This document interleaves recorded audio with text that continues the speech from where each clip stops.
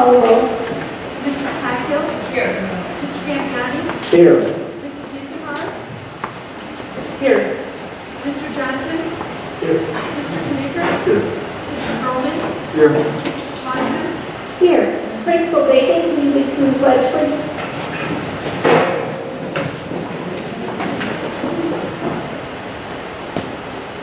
Pledge allegiance to the flag of the United States of America and to the republic for which it stands, one nation, under God, indivisible, with liberty and justice for all. I'd like to thank you all for being here and welcoming you here. And now comes one of the best parts on the agenda, communication with the whole school.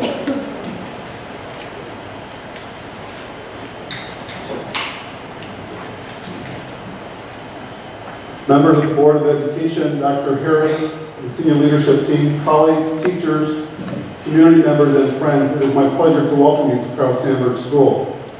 I would also like to acknowledge some Sandburg staff members who are in attendance tonight, and Carolyn Scheck, our PTA president, and thank the PTA for their hospitality this evening. I've been looking forward to this night for quite some time. Oh, seriously.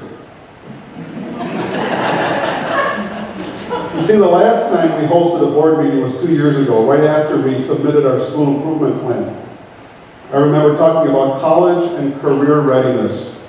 It may have seemed odd to talk about college and career readiness of elementary students, but thanks to the work of Julie Lozenkowski, our Director of School Improvement, we were able to look at multiple data sources to make reasonably accurate predictions of our students' college and career readiness.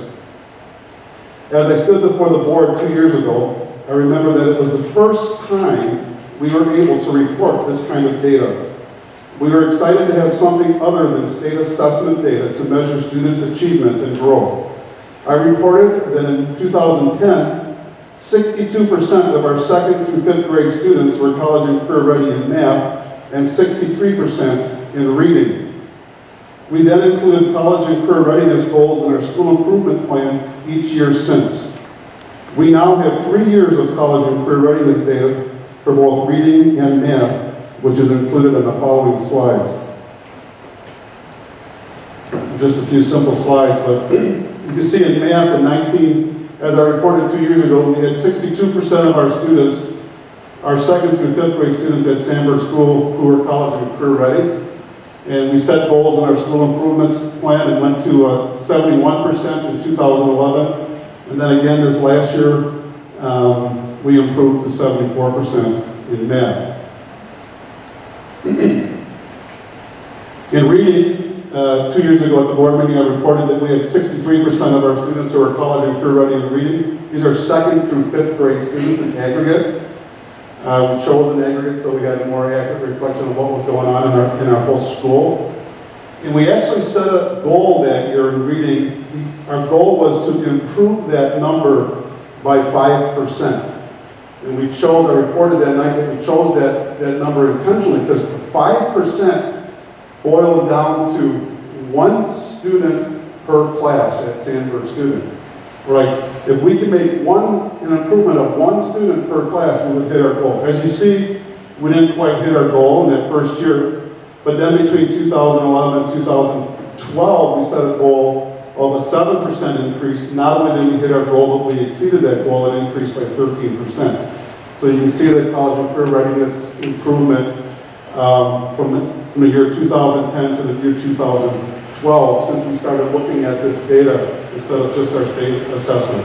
And there you see it for both reading and math. I realize it's only 3 years of data, but in my previous studies, they would call 3 years a trend, and that certainly is a trend that we hope will continue in the future. So as you can see, we have realized tremendous growth. I believe this is one of the chief factors that contributed to our improving state assessment results as well, which allowed Sandburg School to be identified as a school that did indeed make adequate yearly progress as defined by the state of Illinois. This certainly was cause for celebration, and celebration we did, but we were careful not to pull any muscles while patting ourselves on the back. We understand the flip side of this data.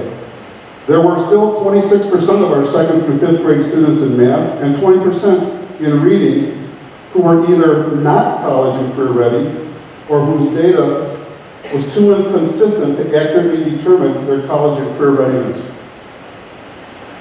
We still have work to do. No one at Sandburg is completely satisfied. We are willing and prepared to roll up our sleeves, work together, and make the necessary improvements.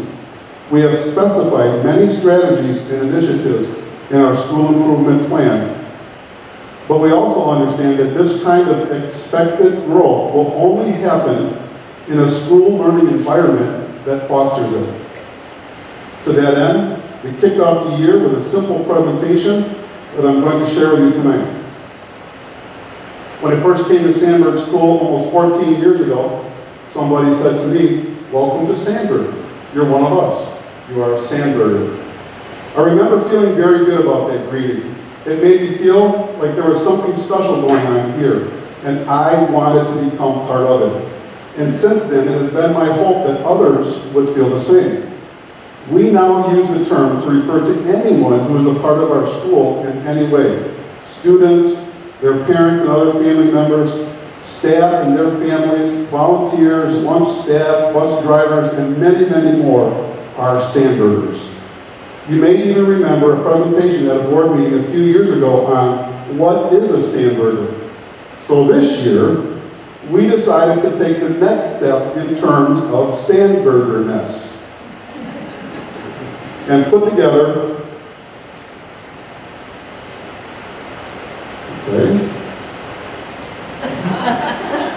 ingredients of a deluxe Sandburger. These are the ingredients that, when assembled properly, represent the very best in Sandburgerness. This is what we at Sandburg School aspire to. Why? Because our students are worth it and deserve nothing less. So here's what it is, the ingredients of a deluxe Sandburger. Well, of course, you start with the meat. The meat equals students. Now, I need 3 hands. The meat equals student. It goes without saying that students are at the heart and core of everything we do. That is why we all got into this business in the first place. But it's like telling my wife that I love her. It can never be said enough. By never forgetting that students are the meat of a deluxe Sandburger, we'll be willing to do all we can to help them grow. When we were talking about this with our staff, it was kind of like making a recommitment. This is why we exist. We will do everything we can for these students. When we presented this to our students, we said, "Hey guys, did you know that these teachers here, they really care about you, and they would do anything for you, and they're going to do all things to help you learn and grow." Some of those things might not always be pleasant, but it's because they care about you and because students come first at Sandburg School, and that's the meat of a deluxe Sandburger. Well, of course, any good deluxe Sandburger needs some cheese. When I think of cheese, I think of when you have your school picture taken, you go in front of the photographer, and they say cheese, and cheese is supposed to make you smile. Thus, Sandburg cheese equals, there we go, a positive attitude. You know, if we approach things with a positive attitude, it's amazing what can get done. We really do want, and I heard Dr. Harris say this at his opening day presentation, where he said, happy students equals successful students. And that's true. Happy teachers equals productive teachers. And happy parents equals supportive parents. And I think when we approach it with a positive attitude, those things can happen. Well, by the time I got to this part of the presentation with my students, they were saying bacon, bacon, bacon. And of course, every deluxe Sandburger needs some bacon, because everything is better with bacon. And everything is better when we treat others the way we would all like to be treated. At Sandburg, we call this bucket filling. And I told the students that when I was their age, I hated the name bacon. Kids made fun of me. I went to 3 or 4 different schools. And every time I showed up at a new school, like, bacon and eggs, and they laughed and thought they were the first one to ever think of it. I went home crying because the kids made fun of me. They weren't filling my bucket, they were dipping out of my bucket. So I talked to the kids and I said, hey, so when you think about bacon on your deluxe hamburger, I want you to think about bucket filling. And our kids do a very good job remembering that they should be bucket fillers and not bucket dippers. Well, I don't know about you, but I like some extra toppings on my deluxe Sandburger. Here's the thing about extra toppings though. Some people, they like their deluxe Sandburger with just tomatoes and lettuce, and they never know how good it can taste with a raw onion. Or maybe you like raw onions, but you've never tried it with cooked onions. And see, I think in order to really experience a true deluxe, you have to be willing to try something different. You have to try it with a raw onion sometimes. So when I think about the extra toppings for the staff, I think about a willingness to change. I just showed you our data, for example. I think we celebrated that data, but we know if we want these kids to learn at higher levels, we're going to have to change. When we challenge the students, we said, hey, you're in a new grade level, you're with a new teacher. And you have to have a willingness to learn, because when you have a true willingness to learn, then truly wonderful things can happen. And of course, every deluxe Sandburger has its own condiments. Now my son, he's a ketchup-only guy. I'm a mustard and relish guy. And, you know, if I would say, your deluxe Sandburger is lousy because you only put ketchup on yours, and mine is better because I put mustard and relish on it, then that's not the best atmosphere that we can have. So when I think about condiments, I think about respect and acceptance. Everyone likes it a little bit different with their own condiments. So we want to make sure that we are respectful of one another and acceptance of the differences that truly exist in a school environment. I think everyone has their own special sauce. You know, I don't know what it is. Some people might make their own special sauce. Put that extra pizzazz on their deluxe Sandburger. Something that makes you totally unique. What is it that makes you unique? What is your wow factor? Everyone is unique. Everyone has something to offer. And when understood, this adds to the culture of the school. So special sauce is uniqueness. And then of course there's your bun. Have you ever had a sandwich or a hamburger on a soggy bun? The whole thing just falls apart. It's got great stuff in it. You can't even hold it. And that's what happens with a deluxe Sandburger, because the bun, you see, that's the relationships that we have. The relationships that we have with one another, the relationships that we have with our parents and our students and the community at large. When those relationships are strong and solid, then the bun holds that deluxe Sandburger together. With students, we call those relationships friendship. We say, guys, there's going to be friendships that you guys develop here at Sandburg School that will last for your entire lifetime. I said, so you have to value those friendships, and we have to treat one another the way that we all want to be treated as well. So as you can see, when you put it all together, there is your deluxe Sandburger. And as you can see, we also had a little fun with this presentation. Staff and students alike enjoyed the metaphor, but they also understood the significance behind it. We believe that within this context, students will continue to grow and learn at high levels. And as a reminder of Sandburg's commitment to this kind of excellence, each board member has been given a deluxe Sandburger mug right by your place. And I want to personally thank each one of you for your sacrifice on behalf of our students and the community here at Sandburg School and across the school district. Welcome to Sandburg, everyone, and thanks for joining us tonight.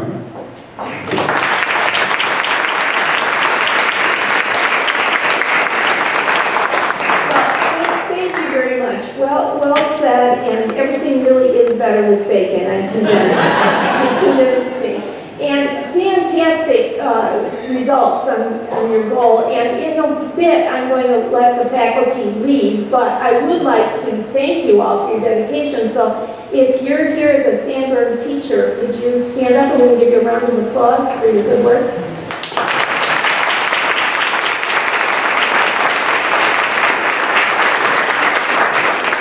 Thank you so much. Well done. Next, we move modifications to the agenda. Are there any modifications that board or staff would like to make? If not, we'll go to recognitions and achievements. Dr. Harris? Thank you, Mrs. Swanson.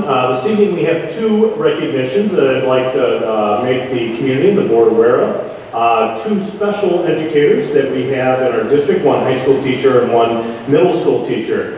Before I turn it over to each principal and let them introduce the staff member at their building, I will share with the audience and the board that it's always wonderful to get letters in the mail as a superintendent acknowledging the wonderful educators that we have in our district. And about a month ago, I got those two letters from the two individuals here this evening and quickly contacted the building principal and asked them to come share the details of why they received those awards with the board and with the community. So, without further ado, I'm going to first turn it over to Joe Bullo, principal of Wheaton North. We'll introduce our first honoree.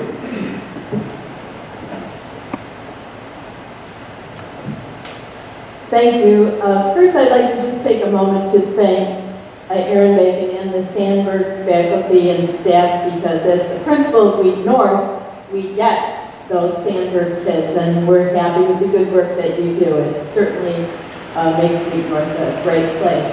I tell anybody who will listen to me, and even those who won't, that it is an incredible privilege to be the principal of Wheaton North High School. I tell the students this all the time, and we have tremendous students in that building. Certainly they come forward from a supportive community, but I also believe that the reason our students are so wonderful is because of the hard work, dedication, and talent of the faculty and staff that I get to work with each and every day. And tonight, you're going to meet one of our finest teachers, Donna Rigalewski. Donna's here tonight with her husband, Dr. Rigalewski. She's the mother of 4 daughters, but she's also been a social studies teacher at Wheaton North High School for the past 19 years. And she is by far one of our brightest, one of our most dedicated, loves her students, and will do anything for her students. And tonight, we have her social studies department chair, Dan Cointoyer, who really put the application together and knows her better than anyone. And so I'm going to bring him up and Donna up so that he can talk about the process. Dan and Donna, you get to stand up here so we can talk to you a little bit longer.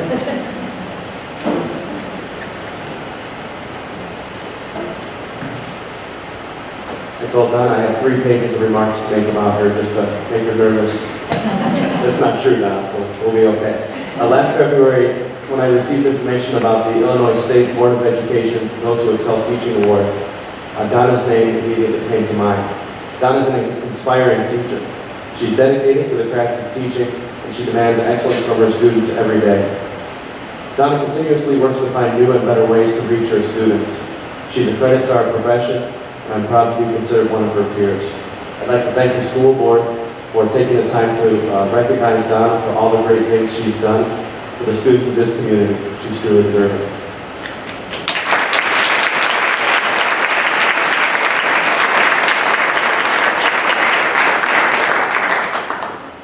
Donna, you have to come up, or you're going to say a few words, but then you have to come up and shake all of our hands before you. Dr. Harris, don't hold it against me. I wrote you the email about the air conditioning last year. I remember. I do remember, and you remember what happened the next day, correct? It went on. Yes, and I came over. I got more emails from teachers thanking me. Thank you. Very passionate for And I did come over and visit the classroom and say, yeah, it's hot in here, correct? Yeah. It was very warm. 2nd floor, no windows. So thank you for that. All I can say is I love my job, and I can't even call it a job. It's my journey. And every day I go to school, and they have this person on 2 feet.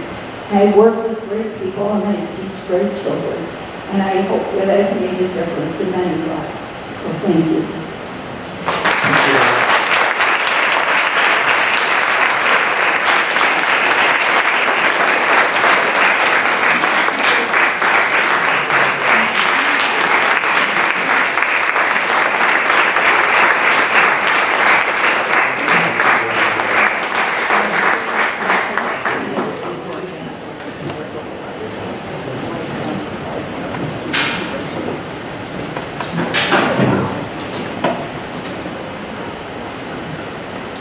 And our next recipient this evening is one of our middle school teachers, and I have Mr. Dave Bendis here this evening, Principal of Franklin, to introduce his staff.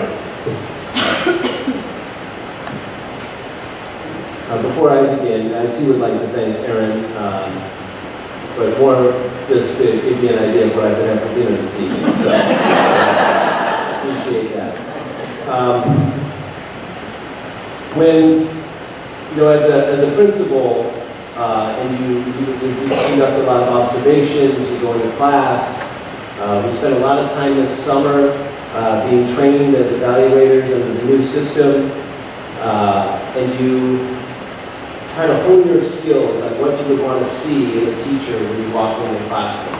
And there's a lot. I mean, I wish people in the public knew exactly what would go into being a great teacher so that they could see how challenging it is to try to come into a classroom and see sometimes 36 kids in art class, in middle school art class, engaged not only in the production of art, but in academic skills like vocabulary, in the skills of collaborative engagement with each other.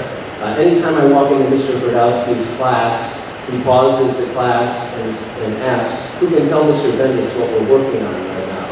And invariably, 4 or 5 children will respond with something on what they're doing, on describing to me what it means to unpack this piece of art, describing to me all the different nuances that they're doing in the classroom. It's really, and as a principal, this is my 11th year as a principal, and so I still get excited to see excellent teaching in the classroom, and you really see the children wrapped up in what they're doing, regardless of what it is, in terms of, you know, because some of them, like me, I had 0 art skills. I was not born with this. But I know that if I was in Mr. Godowski's class, he would find something that I could be good at that would make me feel successful. So to receive the Middle School Art Educator of the Year from the Illinois Art Education Association, it says in there, it's a really simple thing in there, it says that the person has to display a commitment to their students and to art education. And I proudly call Mr. Godowski my colleague. I love walking into his classroom, and I would say that he doesn't exemplify just a commitment to his students in art education.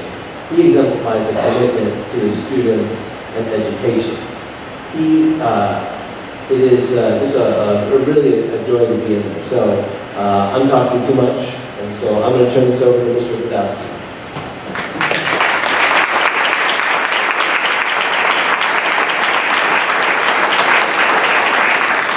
We decided not to hug, but we I just have to thank you all for the opportunity to be here today. I am a graduate of Reed South and have been in the district since homeschool.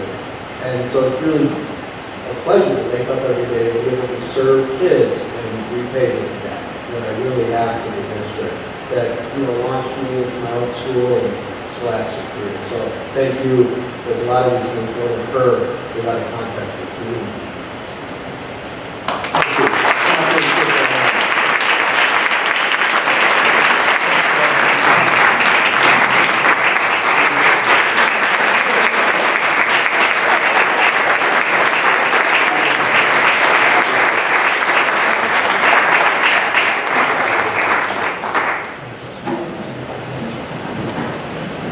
And now we have a fabulously interesting and entertaining rest of the meeting, but for those of you who are here for this early part of it, and clearly you are professionals who spend a lot of time thinking about what you're doing, feel free to leave if you wish right now, and I know you have work to do to prepare for tomorrow and refresh yourself for tomorrow's duties. So thank you very much for coming. You're free to stay, but you're also free to go. Thank you. Now we move on to public comments on agenda items. Has anybody signed up to speak? No? No. Thank you.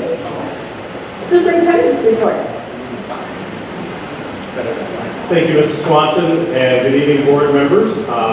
First of all, before I begin into some of the details of what's happening across the district, I would like to welcome Stephanie Farley to the staff table here, over here on my left. Stephanie will be filling in as our interim Assistant Superintendent for Student Services over the next 2 months. Joanne Panopoulos will be having a baby tomorrow morning, and it's a scheduled delivery, so we will be anxiously awaiting to hear the news sometime tomorrow. And so today was her last day, and I told her to go home. Stephanie's here this evening, and we'll be starting in that capacity tomorrow morning. I know Mary Davis also, yeah, she is here. I thought I saw you, Mary.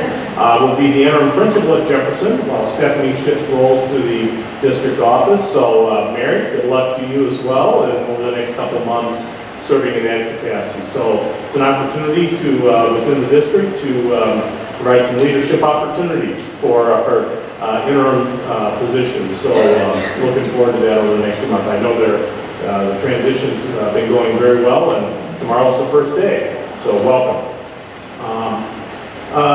Several items this evening I'd like to bring the board's attention. First is the report to the community that went out this past week. Hopefully everybody has now received it in their mailbox at home. I actually had a district PTA meeting this morning. I actually had one person there that said she still had not received it. It really depends on the mail carriers when we send it bulk. And I just wanted to remind board members to take a look at this and encourage your friends and neighbors and so on to complete the survey. As of this afternoon, in the short time that we've had it out into the community, we've had 114 online returns and 59 through the mail. So we will see if it hadn't reached all the boxes until today. Hopefully over the next week and a half, we'll get a lot more, and over the next week and a half to 2 weeks. So, but it's a robust start, and after the first weekend primarily, that certainly is a good return. That's what we had talked to people at Akron, and they said that's a good start. So a lot of people do it right away.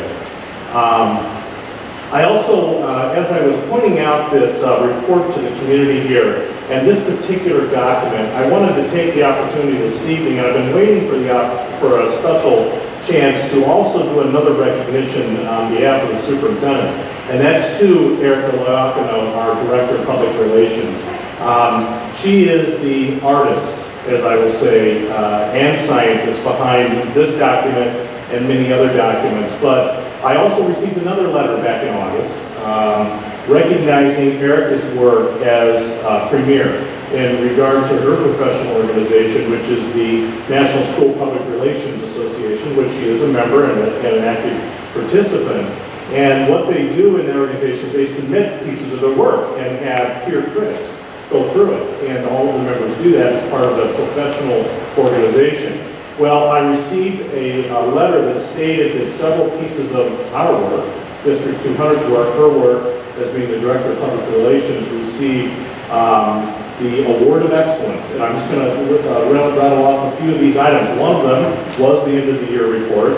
Also the high school profiles, which we worked on collectively last year.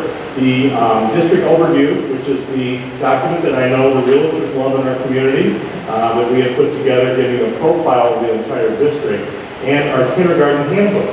So each one of those documents, in my opinion, have made significant strides over the last 3 years since she has been with us in the presentation and really telling the story of what happens in District 200. So thank you, Erica. I had to take this opportunity. Congratulations.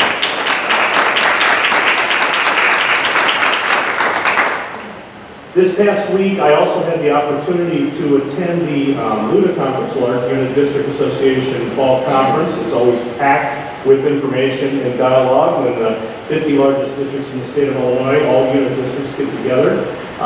It always creates a very healthy environment of planning and feedback, and I always learn a lot in those couple days that I spend with my colleagues from other large districts.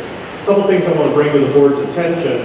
In particular, we spent a lot of session time talking about PARA and SB7. A lot of the implementation pieces along with the principal preparation program that is upon us. There are changes at the higher education level on preparing principals to receive that certificate moving forward. That's all changing, and it's a big significant component. It doesn't directly impact us, but it indirectly impacts us for our future leaders. And there is a significant changes in the preparation program for principals, so we've had a healthy dialogue about what that's going to mean to us as we think about building our bench for future leaders in the district. Also, the teacher evaluation changes that will be happening across the state of Illinois over the next couple of years. We each had opportunities to share and learn from one another in a panel discussion about how our districts are moving forward with the implementation. I had stated previously that we currently use the Charlotte Danielson model for teacher performance. That model is a perfect model for the new expectations. However, one of the components that will be expected to implement by the 2016 school year is the accountability for student achievement as part of the teacher evaluation. And that is very prescriptive in the law, and we are continuing to work on that, not only internally, but also paying attention to what other districts are doing to have a consistent effort about what it means to be a successful teacher and show growth in student achievement after 9 months of instruction in an individual's classroom. So there was a big discussion about that as we're moving forward in our planning internally and being consistent with what's happening in other districts. But finally, the main topic of discussion in regard to this was a newly mandated climate survey that is going to be required by all districts in the state of Illinois this spring. And let me just give you a few of the details of this climate survey. That the participants that will complete the survey are all teachers K-12. They will be all students 6th through 12 are required to complete the survey on the climate of their school. It was done this past spring as a pilot in the city of Chicago in CPS schools, and now all the schools in the state of Illinois will be required as part of our school report card expectations to complete this climate survey. So we spent a significant amount of time with the experts from the University of Chicago who put together this survey, and they explained the components and details to us. It's the first time that we've seen it, and there will be a lot more learning for everyone here over the next several months about the different components. In fact, this afternoon I was on a webinar that was done by the ISBE for 2 hours, giving more detail about the components and the implementation of this survey. It will be administered sometime in mid-February through the middle of March, in that time frame. It is approximately a 15-minute survey for students and staff. And we haven't got details yet. We're working on that and how we're actually going to do it. The principals have not received any of the details as well. This is all coming to the superintendents right now, as of today and last week. They're just releasing the details of the implementation. It's called the 5 Essentials Survey, Climate Survey. And there's particular websites that have demos on it. We're looking at them now. It basically looks at different characteristics of school climate culture. That work is not new. That research has been done even back in the late 1960s about school climate and culture with the Effective Schools research that was done, but now the University of Chicago is taking years and years of this research and put it together in this climate survey. The one choice that the district has is whether or not we include parents. Parents are optional for all of our schools on whether or not we choose to provide it for them. I have not had this discussion with the principals yet, but I assume that we will open this up to our parents to weigh in on this as another component. The intent of this survey is to provide one more qualitative piece of data, along with the student achievement data that we see and the demographic data that we use. This is another piece of data, qualitative survey data that we will use to help guide our school improvement efforts about quality schools. Focuses on leadership, focuses on cooperation with staff, it focuses on classroom atmosphere and parent perspectives. So that's the quadrants where there's targets. And so I can tell you it was one of the most attentive sessions that occurred with my superintendent colleagues, and we were very engaged in how this is going to be reported. Next year, when Mrs. Dahlquist gives the school report card report that we just did a few weeks ago, this information will be included as part of that. That's required by statute. So more details on this to come, but it is mandated. We will be providing it to our we are required to our teachers and students And I would assume that we will be opening it up to our parents as well. But I will wait until I have a conversation with the principals before we move forward. Any questions about any of those topics that I just talked about with Lou? Yeah. You said this is the survey, you just referred to the climate survey we'll begin in grade 6. Is there any? It's K-12 survey. It's at all schools, elementary, middle, and high school. Only but the students 6 through 12 will take the survey. Okay, so in K through 5, then, will it be just teachers? And probably And if you parents. extended parents, it'll just be teachers and parents? That is correct. Are there plans to put in a student component? I realize you're talking about very young children, but I would think you would be able to ask them some very simple questions that might, help validate the data that you get or the answers that you get from the students, from the teachers and the parents.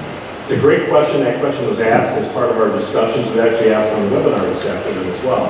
At this time, the answer is no. However, I have a feeling that might be a second-tier thing that might evolve quickly, especially with places where they want to dig into student perceptions. I do know that the questions for the middle school students are different than the questions for the high school students. They did indicate that. It's age appropriate, depending on their perspective. There's a lot of questions at the high school level about, did the school prepare me to go to college or a career of my choice? So that's the target for high school students. There's similar types of targets, like do I have a supporting environment as a sample of a question for a middle school student. So it still gets to the same end, but just more of an age-appropriate response. So it's going to be an interesting exercise, and I'm anxious to review the results. We will get the data back along with our state assessment data for probably in June, and then it'll be part of the fall report card in the fall of 2013 and reported out to the board and the community at that same time. So, Just curious, who's paying for this? What's the cost? What type of time does it take out of the school day? 15 minutes is what we were told today, the time in the school day. The race to the top money from the federal government is paying for the implementation of this survey, at least for the next 3 years. I asked the question, what happens after 3 years? There was no answer. So, the state's going to have to pick up the bill if it's going to be included. Right now, the federal money is paying this. This is part of those dollars that we received as part of the, it's kind of that next stage in the accountability components. This is the community parent piece and staff piece. Well, we talked about it years ago, surveying the kids. So it's nice to see this happen. Any other questions on that component? More to come on that. So as more information becomes available, certainly keep the board updated on that. So that was certainly a key item. Will it have any effect? I mean, obviously it'll be reported out, but are there going to be any goals associated with it or any dings that happen because of it? Or? That is great questions, and there's a whole array of questions along with that was being asked, as I said in our discussion last Thursday, as well as in the webinar today. There is no intent for it to be a part of any evaluation. However, the principal component here, there's a direct correlation to principal performance. The University of Chicago already has the correlation. It's not required as part of the principal evaluation process. However, there is a direct correlation with this in school climate, culture, and performance. So I'm not quite sure where we're at until I get more information in District 200, but I know there is a correlation there about school performance. 100% meets or exceeds by 2016? We have not had any of those targets yet been handed to us, but I think we'll be looking at, I truly believe there's value here, and as long as it's done as a school improvement target, looking for how to address items and how to make improvement, it's one appropriate piece of information. Not only looking at the student achievement data, also looking at this qualitative piece to being able to make an effective school.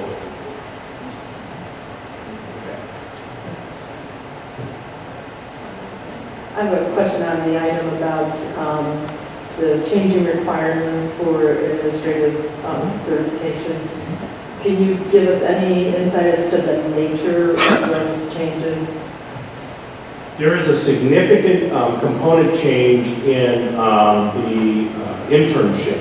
And actually, the way principal preparation worked in the past, the principals or the candidates were on their own going through the master's program to seek out a mentor, somebody that was currently in a role, an administrative role, to supervise them in their internship, and they'd get a plan approved and what they're going to do. However, there are very prescribed expectations, and a lot of it has to do with student achievement. It also has to do with these 4 quadrants directly related to this culture and climate survey. So the classes are looking a little different. There is clearly a focus on student achievement. I will tell you, 15 years ago, 20 years ago, when I went through the principal preparation program, there was not a lot of focus on student achievement. I only took 1 class in curriculum, and there just wasn't. It was more managerial and operational oriented. There is a significant, now it's changed since then. However, this is very prescribed. And the other component of it is we actually have to enter into, and we, District 200, will have to enter into a partnership with an approved university program to be able to accept candidates as mentees into our program. That's much different. And we have to actually enter into an intergovernmental agreement with the university to accept them, and there's expectations on our end as well as expectations on their end. There is some concern that there is a lot of work put on a current principal for this program. I will tell you, as you know, that is a concern of mine. I've seen some of the requirements. It's going to burden. You know, in my conversations with the university group, I've asked, what's in it for us? Okay, I've got my principal that has expectations here. Why would they spend 50, 60 hours of their time over a semester time to work with? What's in it for them? You know, what are they going to get out of it? Because it's a pretty significant burden. It's more similar to what you see in a medical internship and things like that, and much different than what it's been in the past. So this is another one of those pieces of this legislation that is going to continue to have an impact in our schools moving forward. I don't know a lot yet. That's more to come, but it's something we're paying attention to. A couple other quick things. The legislative breakfast that I know all board members were able to attend, so I know Mr. Knicker had a conflict. Just wanted to follow up on a couple things that we did have for the community to note, that we did have 6 of our legislators attend that breakfast on Tuesday morning. Our discussion was somewhat on our district challenges and successes. However, we spent a significant amount of time talking about funding and pension reform and impacts it would have on us locally as well as the greater community. One of the things that staff is continuing to work on, and I encourage board members to please let me know if there's anything from your perspective after that discussion, that I am putting together a list of mandates that Senator Dillard asked for us to put together of things that, you know, we want to die on the sword for, basically. Things that we want to make sure that we, if we are given this responsibility in the pension area, what are some things that we can guarantee from the state in return for that as far as funding goes and mandates. Some of the things we talked about were the transportation funds and the laws around that. But we did also talk about the GSA and whether the general state aid, whether or not they would fully fund that over time, or they prorate it as they've done the last couple of years, and also see at the pension table discussion. Those are some things on my short list. I encourage board members to share with me if there's something else that you believe is important to be on that list. So. Will you see that list before you send it out, Justin? Absolutely. Before I send it out, I'll share it with the board, and that's correct. And if there is anything though from that discussion that you have, please let me know, and I'll be sure to include it. And finally, this evening I would like to just take a moment and share my condolences to Mr. Johnson in the loss of his father this past week and a half. As many people know, our Johnson Elementary School in Warrenville in 1990 was named after your father, Cliff Johnson. He was a pillar of our community for many, many, many years. And I know I'm preaching to the person who lived it even closer than any of us. But it's a unique situation in a school district to have a person that has a school named after him. That tells you the story. But, most of those types of things are done posthumously. So in this case, it was quite an honor to have that school named after him, and we certainly give you all the great wishes. That's on article in the Tribune today about your father, and you know, it's a testament to the dedication that he had over a long period of time, and our kids and our schools continue to benefit. So just want to say thank you, and certainly pass it along to the rest of your family as well. And that concludes, yeah, no And problem. thanks also to so many of the schools have communicated their condolences to the family, to my mother and myself. So thanks to everybody who expressed those thoughts. He would have loved the party that was held in his honor and the celebration of his life. And we believe very firmly that we are blessed to be a blessing and that we're to leave this place a better place than we found it. And if people who came to the memorial take that away, then we feel even better. So thanks for that. That concludes superintendent. Thank you very much. That was very well said. Tonight, we have a consent agenda of 12 items. Acceptance of a gift to Pleasant Hill Elementary School. Approval to post revised policy 2.150 committees. Approval to post the proposed 2013-2014 district calendar for public review and comment. Approval to dispose of surplus assets. Approval of annual application for recognition of schools. Approval of Wheaton-Warrenville South High School auditorium lighting and sound bid. Approval of reimbursement to the City of Wheaton for Hubble redevelopment planning. Appointment of secretaries for the Board of Education elections. Approval to open previously closed minutes. Approval of bills payable and payroll. Approval of minutes September 12, 2012 open.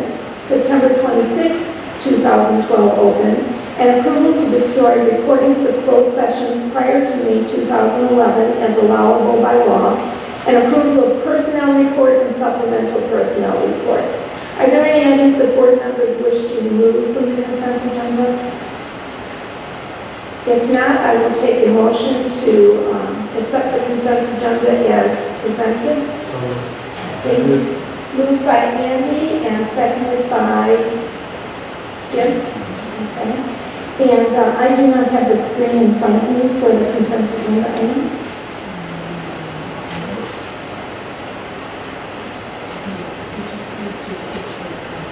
Okay, I did. Thank you. Okay, got it. Thank you. And are there any questions or comments about consent agenda items the board members wish to make? And Just a question back from your side, sent you a note about the calendar. I know this we're just posting it tonight, but when people do have comments on it, I know we get via email and we see those that come in.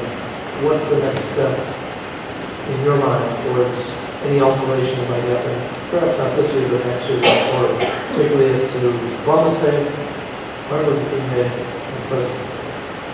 Correct, and I know your question was, and Mr. Gambiani chimed in on it as well, was in regard to whether or not we should go to school on Columbus Day, President's Day, and Martin Luther King Day.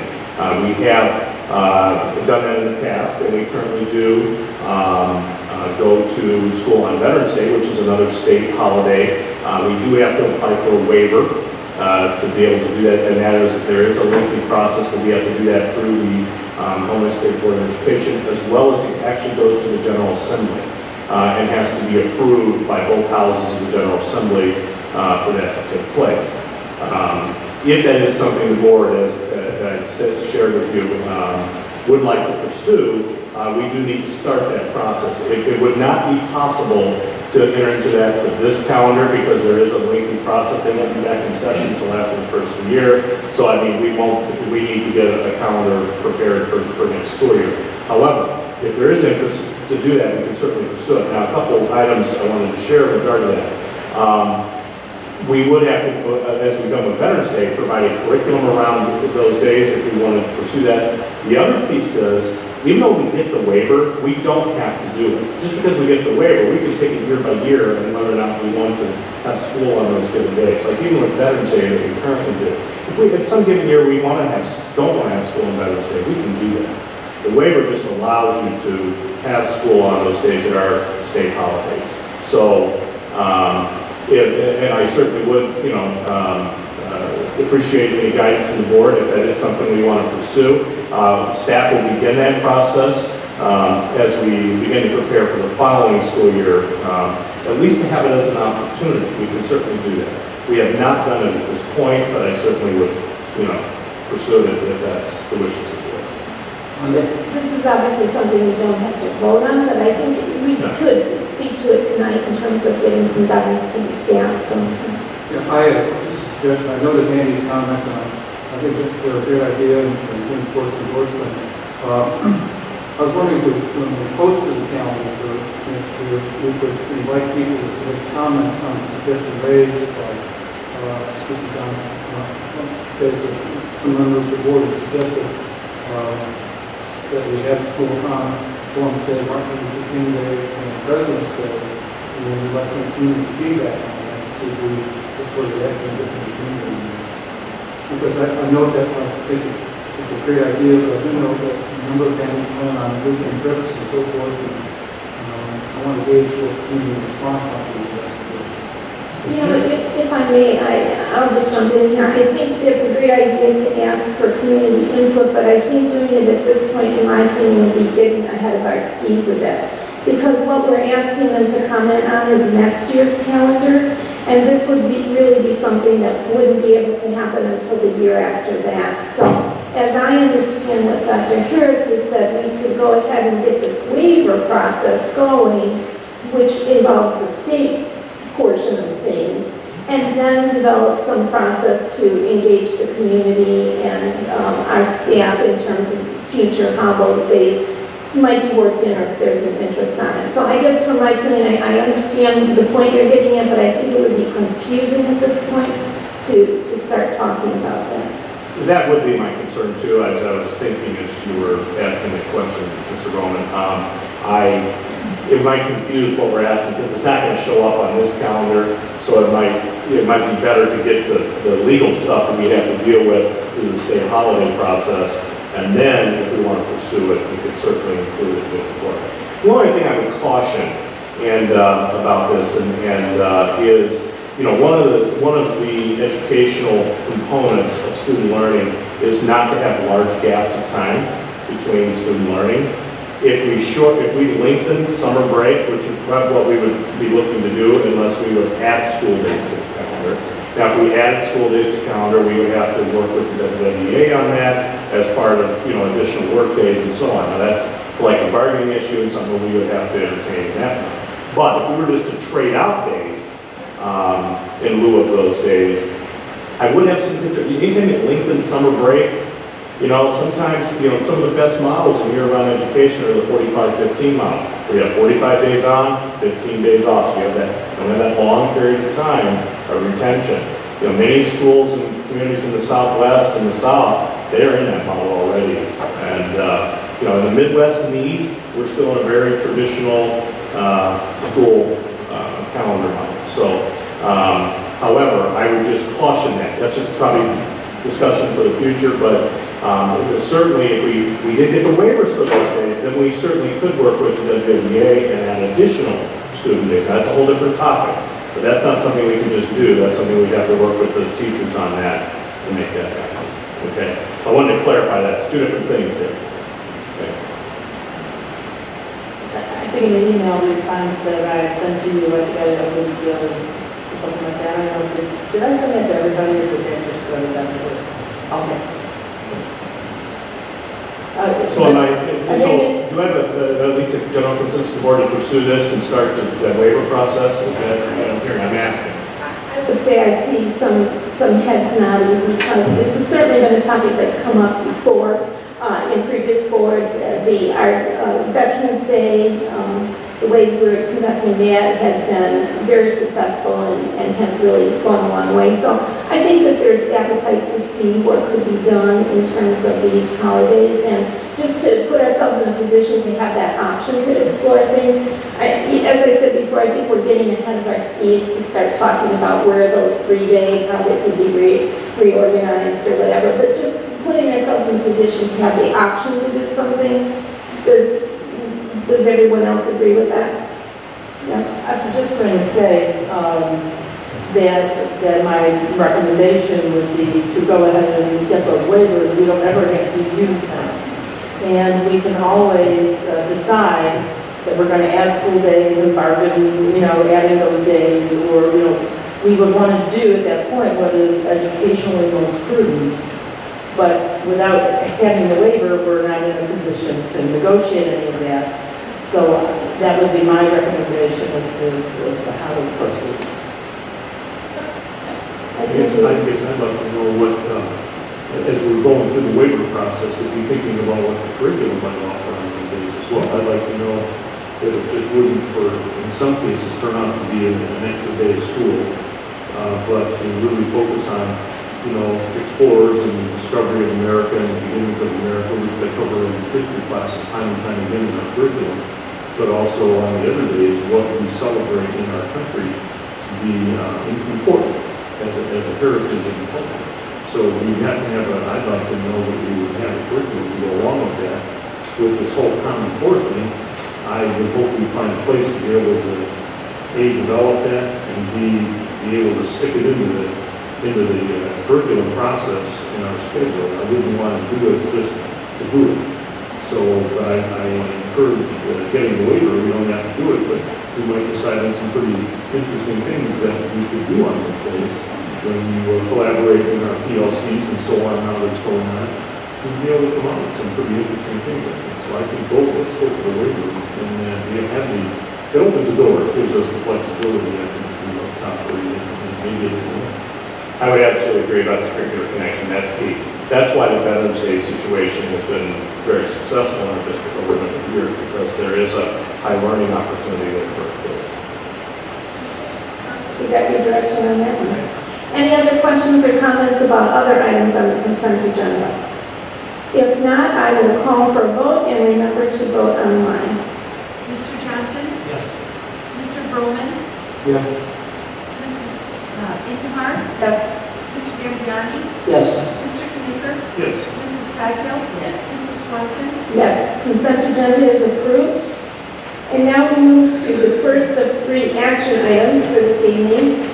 The first one is approval of the resolution of the Board of Education directing the school treasurer to transfer funds from operations and maintenance fund to the capital projects fund. And this is really a follow-up of what we discussed when we approved our budget in terms of moving things so that it shows in the state that we have a balanced budget as we do. So was there anything further you wish to add to that, or Mr. Carlin? If not, I will take a motion for that. So moved by Barb and seconded by Ken. Any discussion or questions? If not, I will call for the vote. Mrs. Intihar? Yes. Mr. Knicker? Yes. Mrs. Coghill? Yes. Mr. Gambiani? Yes. Mr. Johnson? Yes. Mr. Vroman? Yes. Mrs. Swanson? Yes, motion carries. Our second action item tonight is the acceptance of IASB resolutions and direction for delegate voting. And just to kind of set this up for the public who may be here or watching on television, we belong to the Illinois Association of School Boards. Every year they hold an annual conference in Chicago in November. At that conference they have something called a delegate assembly, and every member school board can send a delegate to vote at that assembly.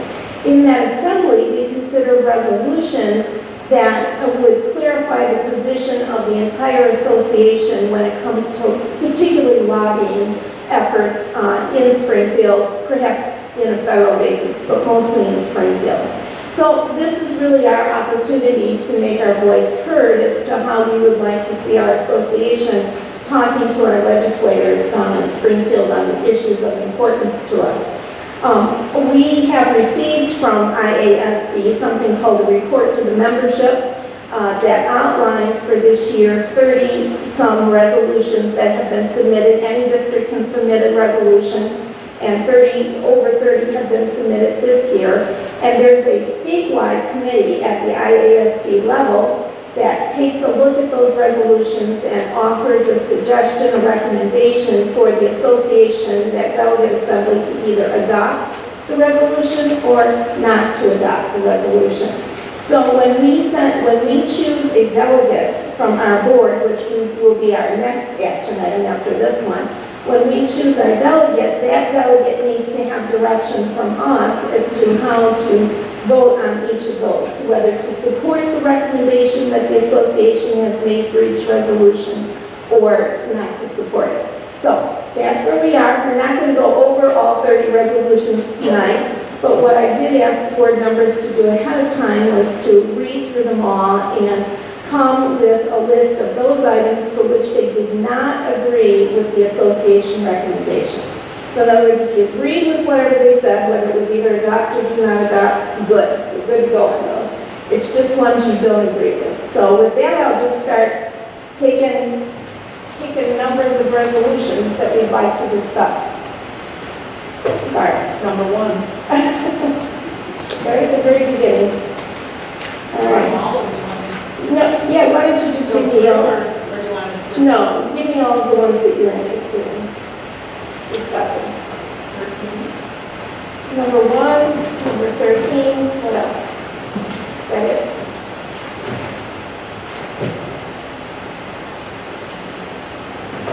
I believe that's it. Okay, anybody else have different resolutions besides 1 and 13?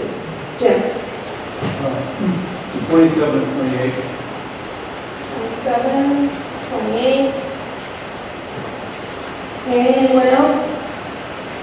I have a few questions about 7, 8, and 11, as it only pertains to what we do here. We not necessarily against or want to change what the recommendation is. I'm curious as to, in those arenas where we are. All right, well, why don't we do this? Why don't you remind us of that when we get done with this discussion, and then Dr. Harris maybe will have some time to read through those resolutions in the meantime, and then he'll be able to answer that more directly. How about that? Okay, any other resolutions that people want to discuss? Jim? Number 11. 11? Okay. It's only if you don't agree with what the association recommended that we do. So, okay, so speak now and further hold your peace. I've got 1, 11, 13, 27, and 28. So let's, I didn't say everything now. So number 1 is a PE exemption for show choir. And so a district submitted a resolution asking that students who are involved in show choir be allowed to have the same PE exemption that is extended to varsity athletes and also to marching band. And our association, the resolution committee, recommended do not adopt. I think their reasoning here was really just that they weren't quite convinced that show choir actually did produce the level of athletic engagement that would rise to the level, if I'm reading their rationale correctly. I think that was their rationale. So Barb, go ahead, you brought this up. Well, I mean, I guess based on what I've seen and what the practice is here in District 200 in terms of our show choir and then the other show choirs I've seen perform at our festival and things like that, it seems to me that the level of activity, and especially aerobic activity, and the amount of training that these performers put in is right up there with marching band, if not beyond. So I don't understand, I don't get the justification for marching band being okay and that this not being. And I don't know how familiar the resolution committee was with the whole show choir requirements and trend and practice habits and all of that. But, you know, and I know if Paul Chatham, they need to appeal in order to even bring this to the floor. Well, actually, as I understand it. Okay, if a resolution is do adopt, and we wanted to disagree with that, that's no problem. Whoever our delegate is can simply ask to have that removed from a consent agenda because they put all of the do adopts on a consent agenda. The delegate can ask to have that removed. The ones that are recommended as do not adopt do not even move forward to that consent agenda unless there is a timely appeal filed. Now, the timely appeal can actually either be done by that district or another district. We could file an appeal if we wanted.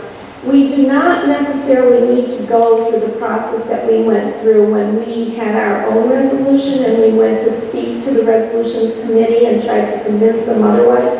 But in other words, what they need to know for the delegate assembly is that there's interest out there from another supporting district that says, we would like to have this discussed by everybody on the floor.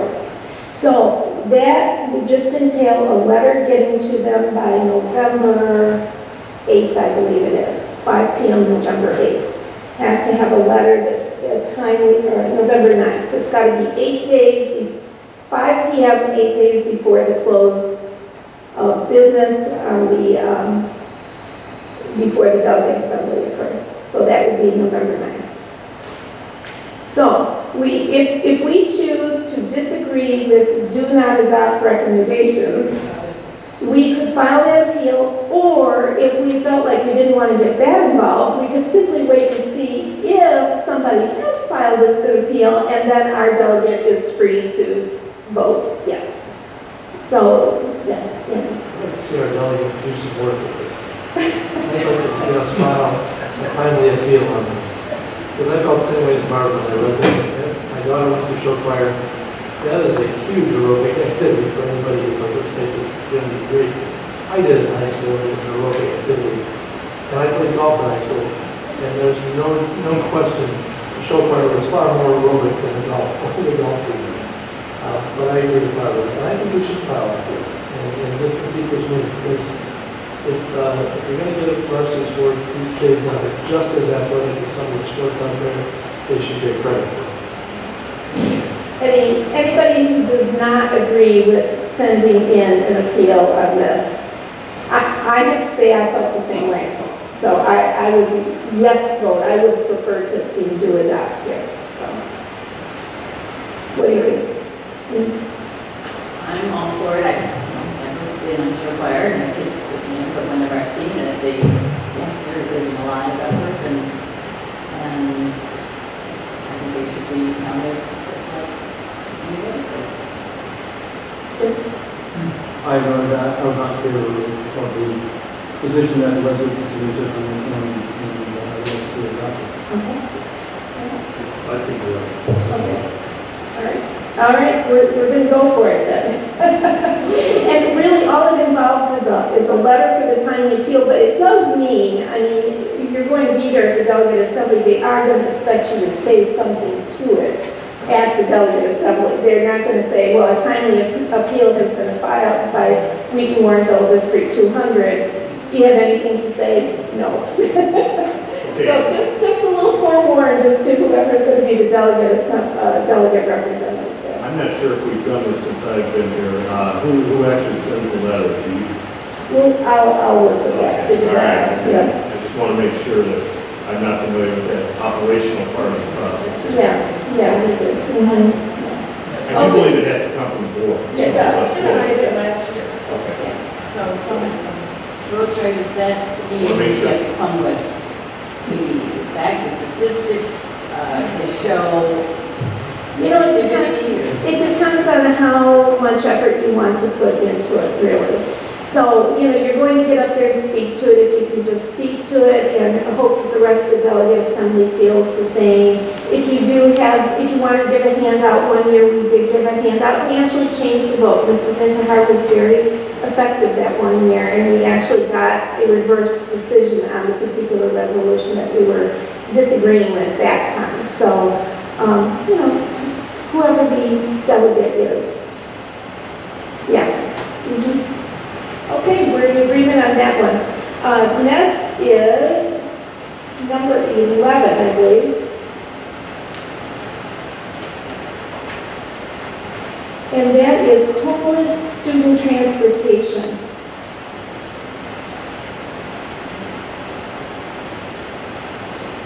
And it says, be it resolved that the Illinois Association of School Boards shall support legislation conforming Illinois law with federal law, specifically related to 105 Illinois something statute 45, and the requirement for school districts to transport the homeless students beyond district boundaries.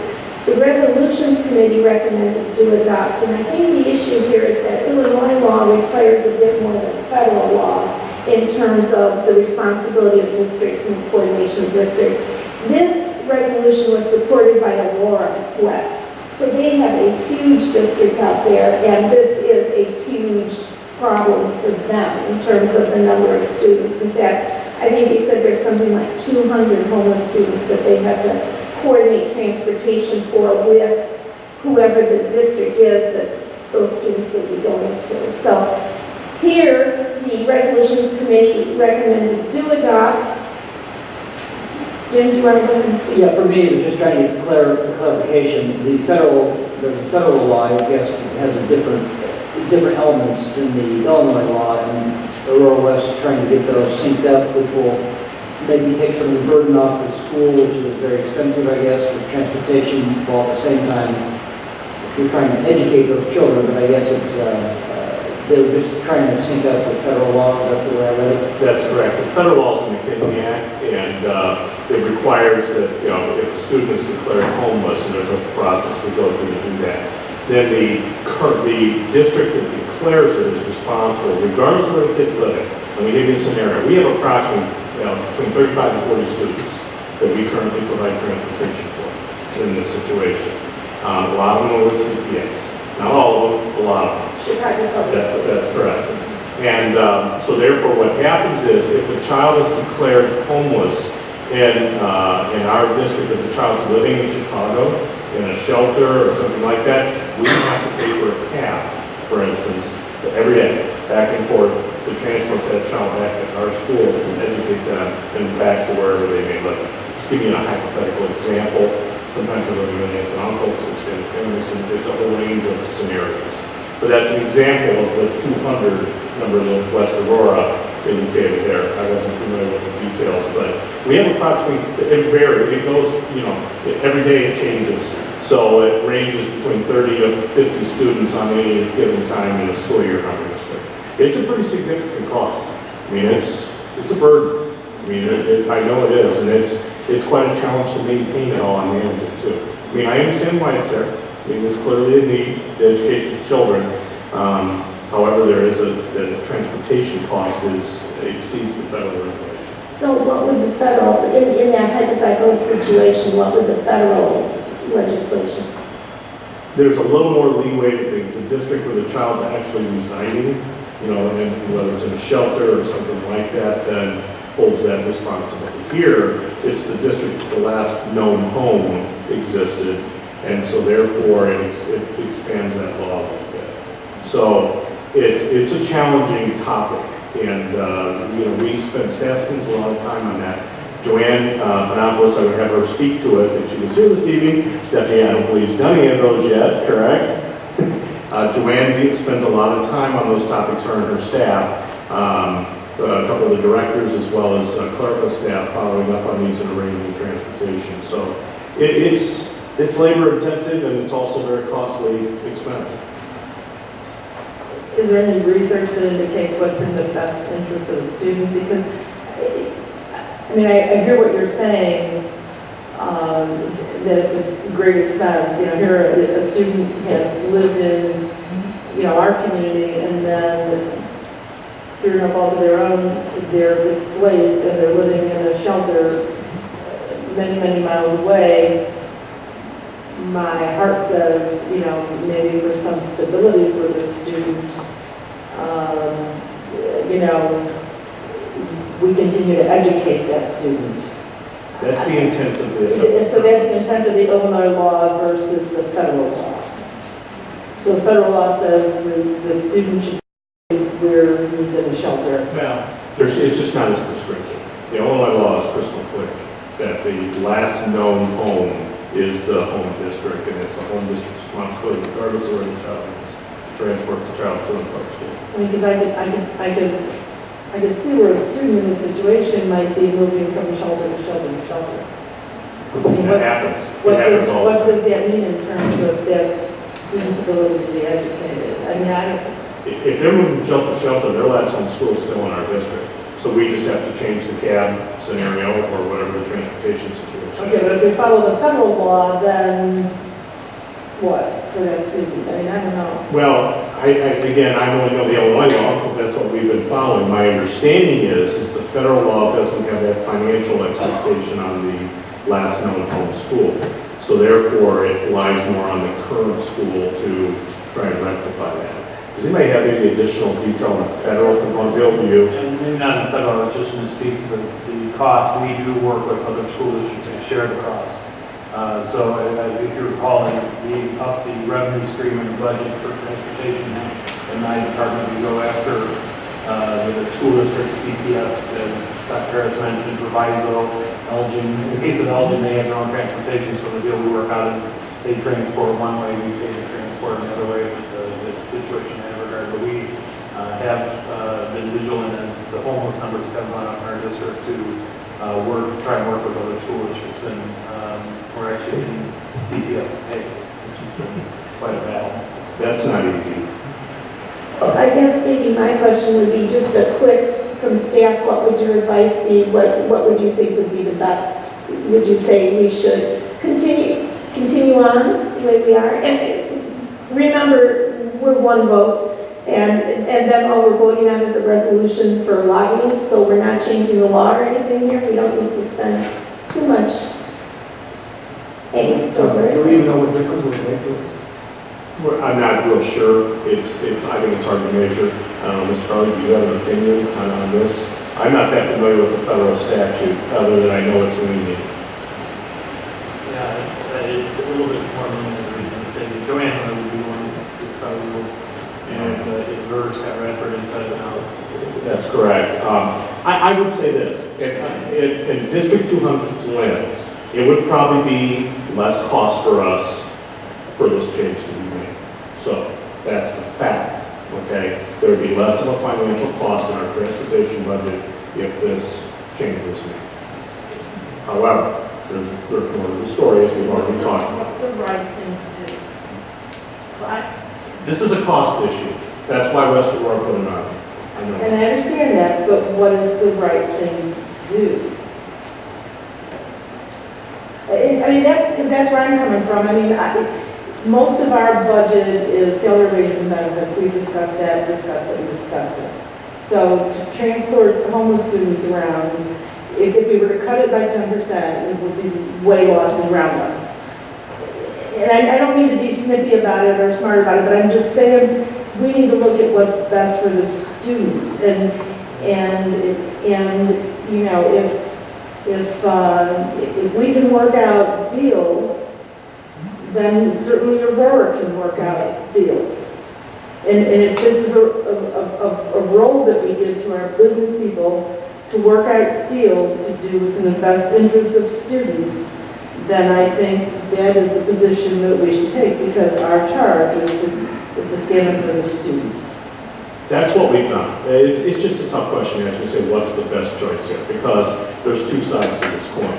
And I would say, you know, in this particular case, we want to try to educate the children that are, you know, enrolled in our district, okay?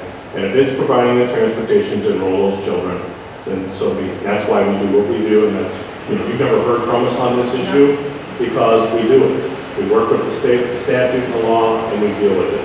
And we're trying to provide the best opportunity for kids to learn. So, however, there's the cost component that some people pay attention to, that, so I just wanted to clarify. So if I'm understanding it, if it was just up to District 200 to change this law, we would probably say, no, we like it the way it is. Am I correct? Yes? I'm just curious how they took away with it. If it goes with the last known address, now understandably, if child in shelter, that's not established. But if they're with the aunt or something, why isn't that their new address? There's guidelines on what's homeless, and you know, there's a lengthy process that you go through to determine whether a child's homeless or not. Part of that is whether or not how many nights a week they sleep there, things like that, whether how mobile they are. There's a long bureaucratic list that determines whether or not a child is homeless. So the problem is it's so fluid. There's so much activity that will go on at any given moment Once a child's declared homeless, and until they establish a permanent residence, then it's the last home in school. That's a McKinley Act, that's federal law, and that was passed several years ago. If I might just suggest, since we don't have our expert here, maybe we direct our delegate to vote against this, to keep it the way it is instead of changing it, and then look at it next year. I'm comfortable with that. I'm seeing a lot of nodding around the table, so I think that's where our hearts are as to what would be the right thing to do for students, and that's the key. What would District 200 do? So, okay, so far the resolutions committee is 0 for 2 in our eyes. Yes. No, my point was just clarification on what we did, how we handled all that. I was worried about the financial aspect of it. I mean, we heard when 204 came out, the balanced budget, she superintendent declared, Kathy declared that they would have balanced it if it hadn't been for the homeless transportation thing. I felt sorry to put that in paper, but from that standpoint, I just didn't, I wanted to find out if we did that sharing and did the cost sharing avenues for this in order to live within the law. And I think we're doing the right thing. I think that for us to go out and get other people to share the cost is also the right thing to do. Because, it's what's best for the kids, right? Anytime you can come up on top of Chicago Public Schools, good job to you. So, very good. Next is number 13, consolidation into unit districts. Okay, the recommendation, again, I'm just sort of doing this for people at home. This is a resolution that's been put forward for many years by this particular district. Last year, we put forward a resolution similar but not quite the same, in my opinion, better than this resolution. Every time it was shot down by the resolutions committee and the delegate assembly. And the idea is this whole concept of consolidation. Obviously, Illinois has probably the most number of school districts of any state in the nation. It's about 900 school districts. And many of them are not unit districts like us. They are, small districts that feed in. Some sit side by side to each other. And so the question is, how do you go about this, making things where not only is it economically efficient, which seems to have been the driver in the discussion, but really, going back to Mrs. Interhart's perspective on things, what's better for students, and having an articulated curriculum. I think we're all pretty clear about the fact that that is better for students if we can do it that way. But nonetheless, it has gotten shot down every year. It's up once again from this other district, and it has gotten a do not adopt moniker put on it. So the question is, do we want to take another swing at this? And I think I'm seeing, do I see heads nodding around the table? Yes, I mean, we've already got our delegate working, so they might as well just get a place at the microphone and be there if it's assembly. Okay, so on this one, we're going to say do adopt, even though it is inferior to our resolution. And my feeling is if the more we can bring this topic up to the general membership, the better chance that we'll get something that eventually they will like. Before this state legislature jams consolidation in a way that we will not find good for students down our throats. Mr. Brogan, I think Yes, my areas before the start of chamber reinforces my agreement. Very good. Next is 27, tenure repeal. This was submitted by the Curie District, and it says, the Illinois Association of School Boards shall seek reform of the school code to eliminate contractual continued service for teachers as currently provided by school code, whatever it is, 524-11. And they recommend do adopt this. Now, who was it that pulled this one, Jim? Yeah, I went back and forth both on 27 and 28. As you know, I was part of the collective bargaining committee for our district this past year, and I'm glad to see that eventually tenure is going to be eliminated. It can be eliminated largely as a result of SB7, the teacher evaluations. And SB7 was legislation that was adopted collaboratively a year and a half ago, 2 years ago. Actually, the teachers union, all stakeholders got together and finally came up with, I think it's a pretty good piece of legislation that is implementing the teacher evaluations, principal evaluations, and tenure. We put some restrictions on when unions would strike, teacher unions would strike, and that'll be on the next one. And it was done kind of in response to the very hard feelings generated in the state of Wisconsin when they adopted the anti-collective bargaining legislation there. And I think that this resolution is counterproductive, and it's almost throwing gasoline on a potential burning embers. To me, it has no chance of ever being adopted by the General Assembly. And I think we ought to allow SB 7 to be implemented to see if in fact the tenure will favor and tie rate and evaluations of teacher performance will take its place. And I just think it's a bad idea, particularly in light of what I thought was a very collaborative and collective effort we engaged in to reach a collective bargaining agreement this past May with our own union. And so, from my perspective, I could not support the Those who agree with Jim and would like to have our delegate vote do not adopt, and I see some heads nodding yea or nay on that a little bit. I had agree with Jim that SB 7 can take care of this. This is sort of a waste of time for them to put that out there, because when the SB 7 was passed, they basically eliminated that. It gave opportunity for long-term employees, I wouldn't say teachers, but long-term employees to be removed because of the 7.7. I really looked at this, I didn't know why that was in there.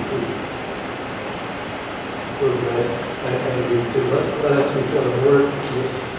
These directions are to give direction to ISD staff on what to do, what to spend their time on. And we shouldn't short circuit SB 7 until it's had a chance to work.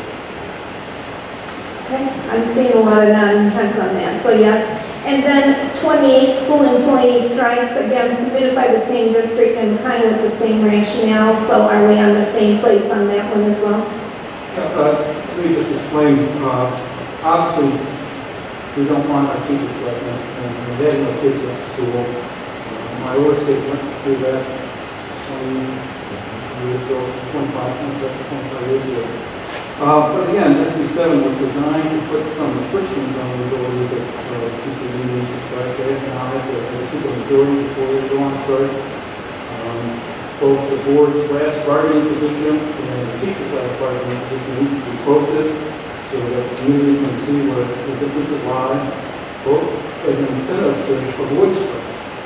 And I'd like to see that play out there over the next several years before adopting something like this, which again, in my view, was only going to throw gasoline on burning embers, and if there's time for the sake, not going to get any chance at all.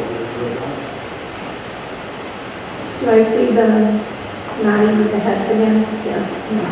And just once again, to be as crystal clear as possible to the public or any news media or whatever out there, we are not taking the position that unearned tenure is a good thing or that striking is a good thing, but we are saying that there's a process in place, a law that we would like to see played out in that way rather than taking some sort of, yes.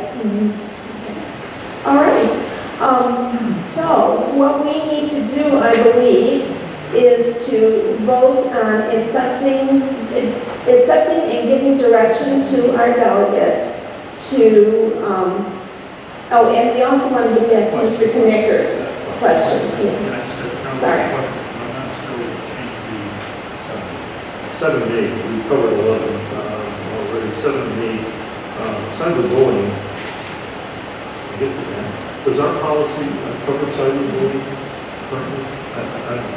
I don't know that it says it specifically, that term, cyberbullying. I don't believe it does. Do you know, Mr. Mack? I don't believe it's in the network access. It's in the SEO. It's in the management, or it's in the administrative regs, right?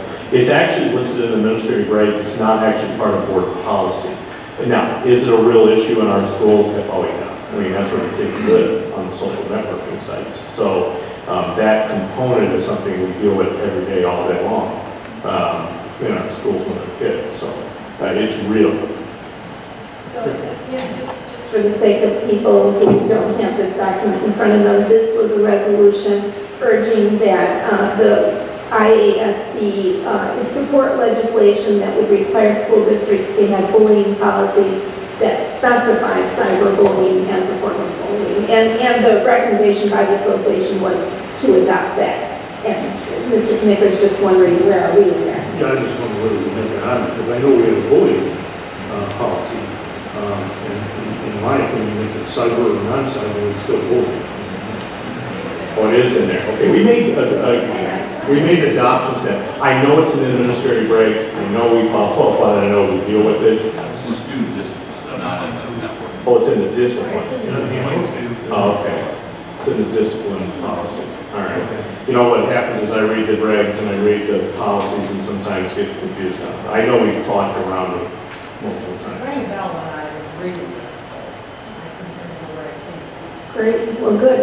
And then, And number 8, this has to be, I have no idea what Jasper County is, but if board people, if somebody's in public service and want to serve in a way, an employer who wouldn't give somebody the time off to go to a half-day training session or time to leave early to get to an evening meeting or something like that, kind of be beyond me. I think this is just downstate making costs, actually. I mean, in terms of getting time off and not getting paid for it and so on. And I know we don't have that issue, at least I probably had that issue with all the people that have been on our boards in recent years. So, I don't know what they were doing right there as opposed to adopt that, but force employers to let people off, well, not only that, it's to let people take vacation days. Yeah. Or days off of pay, which I would think you could take your own vacation day and do with it what you want. That's why I say I don't know where Jasper. But I will tell you, it is interesting, and you can probably speak to this. One of the interesting things about getting involved with the association, on whether it's resolutions, which I've done before, and now on the board of directors, is meeting people from the rest of the state. And it is fascinating the difference in culture and practice and outlook that people from all around the state have. And yes, there are places where people literally cannot get off work to do whatever it is they need to do, I suppose. Apparently Jasper County is one of those places. Jasper is downstate Illinois, southern Illinois. No, it's down in Little Egypt. It's down there around Carbondale, down in that area. Yes. But whether you're getting off or not, you're still doing it without pay, so there you go.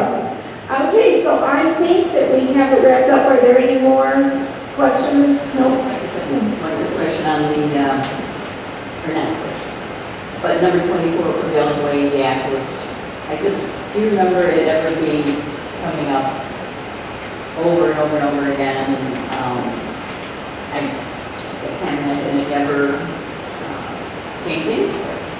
It's where we should be exempt from paying prevailing wage.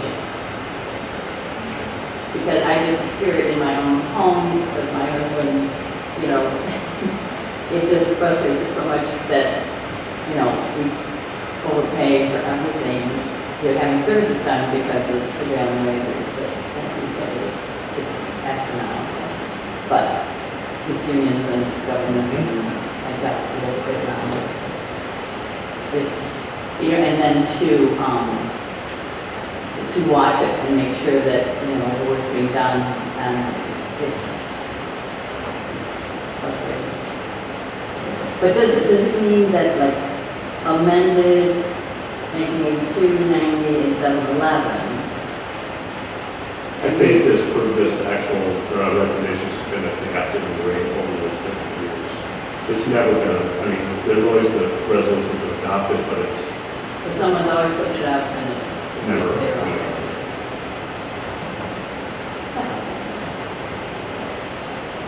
So the position of the cost factor. I mean, Joanne's right, it's paying the prevailing wage. Okay, And so, we are required under Illinois statute to do that. and we've been asking that they lobby for us not to have to do that, but we've never been able to get that. Well, actually what it is, this is a position that we've taken and it's a reaffirmation. And sometimes what happens is if districts are having particular problems in their own district with something, they go, there ought to be a law, there ought to be a, and then they look to the association and realize, oh, we already have a position on that that's consistent with theirs, but the law has never been enacted. So then they come to us and say, can you just please say this once again, that we think this is important. And so this happens to be a reaffirmation of that. Yeah.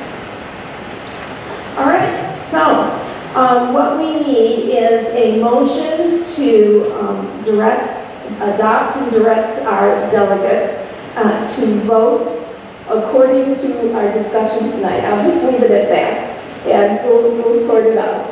And I think in the minutes will show, and our memories will show what were the ones that we disagreed with. Okay?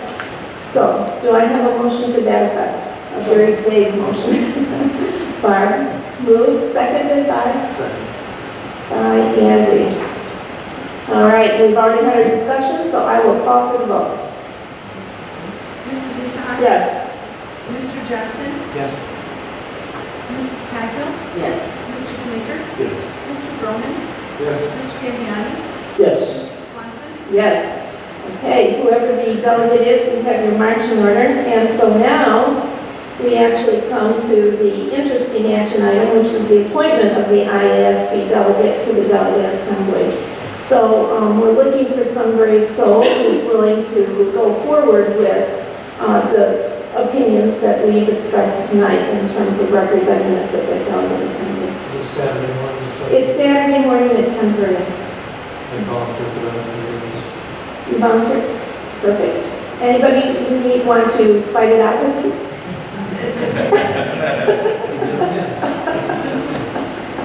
All right, in that case, can we have a motion to appoint Andy as the delegate? So moved. Moved by Barb. Yeah, I saw a lot of people doing not it, sort of thing here. And seconded by Andy. All right, well, thank you, Andy. That is wonderful. You'll do a great job, I think. And I'll call for the vote. Mrs. Hintermeyer? Yes. Mr. Knicker? Yes. Mr. Gambiani? Yes. Mr. Johnson? Yes. Mr. Broman? Yes. Mrs. Cahill? Yes. Mrs. Swanson? Yes, thank you very much, Andy. You are appointed. Anybody who wishes to provide some verbiage, please do. And we'll take care of getting that appeal filed. Next, we have the FOIA report, and we come to reports from board members. Committee reports. I know a couple committees have met, learning and teaching.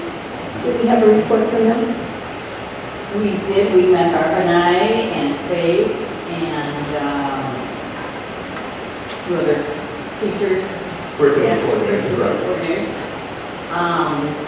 They definitely are well on their way to Faith is, I think, phenomenal leader and all of it, but this is mostly about the math committee, and they're well on their way, and they have a whole set schedule.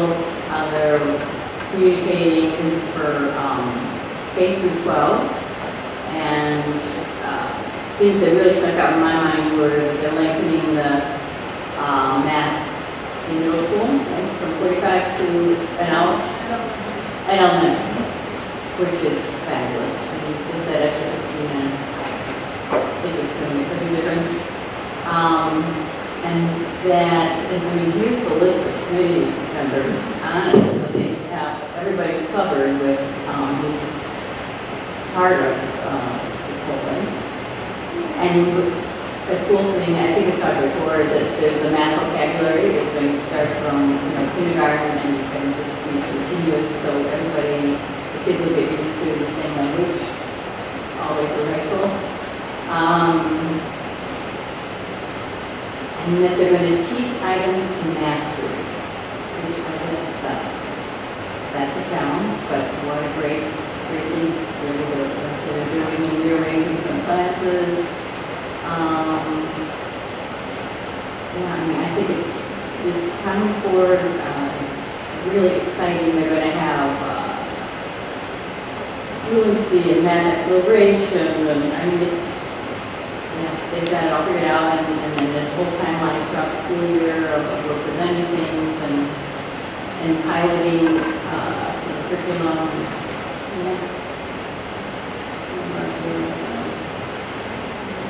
I just wanted to report a couple different things. In elementary, and I don't think middle, but elementary school, I believe, will need new textbooks. And so there'll be two different textbooks piloted. One has more the creative side of math in it, and helps teachers in that way, and leaves the rote side, what the teacher knows and to get from supplemental materials, and the other is the reverse. So we'll have to see which is preferred, and which will do a better job of teaching the new curriculum to students. I think it's expected that the curriculum will come to us for posting in November, and so the public will have a good chunk of time to look at it, because the adoption would be in January, because the time between the November and December meetings is less than 30 days. So I took just a peek at a couple of pieces of the curriculum, and you will find it to be very interesting reading, very detailed, and it was very exciting to me to see this all coming on. It's not anticipated that the textbooks will need to change at the middle school and high school level. Those seem to be fine. And there's one other thing that I wanted to mention. What's also very exciting is that all students will now have algebra in a very appropriate way, in a very appropriate setting. The fast-paced math kids will still have it in 7th grade. A lot of middle schoolers will still have it in 8th grade, and those who are not as quick on the uptake to have a whole year of algebra in 8th grade will have a half year of algebra in 8th grade, and then the other half in high school. So it will alleviate some of the issues we have with the current sequencing and the current atmosphere where some kids feel as though they failed and they need to repeat. So it's more of a very good structure for and all of our students have algebra for life, if I could put it that way, and master it well. So I'm very excited, and the staff is to really be commended for all this work that's been going on. One other thing that was brought up in our meeting was that because we will be changing the standards at the elementary level, that a redesign of the elementary report card would probably be required. So I know Mrs. Swanson has done a fabulous job working on those committees before, so I'm not volunteering for that one, but I imagine that will come to one of these teaching committees. So that there might be some angst there, and there might be some issues with textbooks, but we'll work through them all, and then how to do we do what's best for students.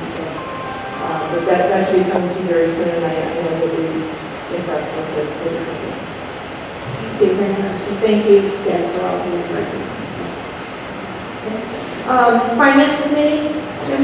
Yes, thank you. The Finance Committee did meet on October 3rd, and obviously there were a lot of discussions wrapped around, staff was there as well as our PMA, the security advisors.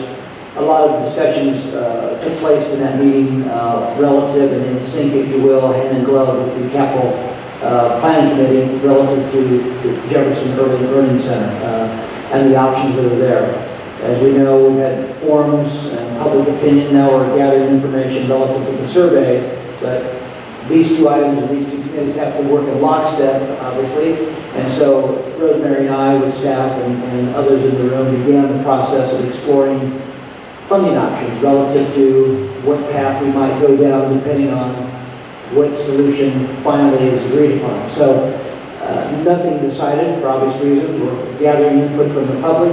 We want to make sure we're hearing them, and then we'll try to take a laser approach to the funding elements and options available to that particular determination of the scenario. So just very preliminary, but again, trying to be ahead of the curve, if you will, and in lockstep with the capital planning committee.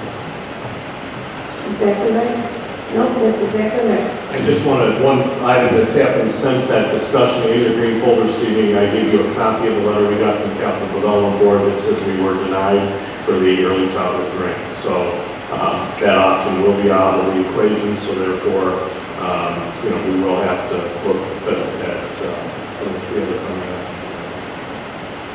Other board reports? No?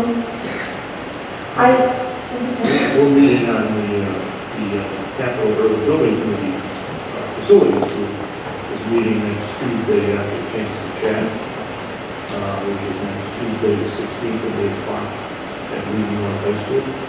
I just thought I'd throw that as a public service. But we're meeting right at 10 o'clock after that, so we'll have more report. Thank you very much. Other board reports? I have two short ones. I was asked to sit on the wellness committee because I had previously sat on that some years ago. We're required by federal law to have a wellness policy because of the school lunch program that we take part in, and those guidelines have changed, and now the requirements on the policy has changed, and so that group has been reconvened in order to rewrite the policy and perhaps not only meet federal guidelines but tweak it a little bit better for District 200. There's an upcoming meeting on October 30th from 9 to 11 a.m. that I'm not able to make. If any board member wishes to and wants to sit in for me, let me know. That would be great. October 30th, 9 to 11 a.m. Okay. Well, you can just shoot me an email. It's not crucial. They're going over some other stuff, but if you're interested. And then secondly, Dr. Harris had a committee in terms of looking at retirement celebration in our district and staff recognition for retirement. And bottom line on that is, as you know, we have the WWEA has had an honors tea, and then later that evening we had recognition of our 15 to 25-year employees. Those are going to be combined this year. So we're going to go in with the WWEA on their efforts and be part of that recognition rather than duplicating. We did do a survey. They did a survey of those employees, and most of them felt like it was a duplicate meeting to come to and preferred to have less events rather than more. Also, I think we're going to look a little bit in terms of the retirement dinner, the format there. We did a survey of prospective retirees as well as past ones, and it seems like they would like maybe a little more chance to mingle with each other and perhaps just a tad less formal. So nothing major change there, but just some tweaking to make it more, to make it really more significant for them. So just apprising you of that. Yeah, the shorter speeches came up in some of the responses, and so therefore it's just, I think it's more tweaking there, but certainly you want to get feedback from the people that participate. Topics for future discussion, we do have facilities that will be coming up, and in terms of that, I think we're going to report on that at the Committee of the Whole, which is coming up October 24th at 7:30. And as Ken previously mentioned, there is going to be a chance to chat October 16th at Wheaton North High School at 8 to 9:30 a.m. The next regular meeting is going to be November 14th at Hawthorne Elementary School. Do we have any public comments on non-agenda items? None. Closed session, we do have need of a closed session tonight for purchase or lease of real property. No action will be taken. So given that, can I have a motion to adjourn? Moved by Jim, seconded by Joanne. And can I call for the vote? Mr. Froman? Yes. Mrs. Coghill? Yes. Mr. Gambiani? Yes. Mr. Johnson? Yes. Mr. Kniever? Yes.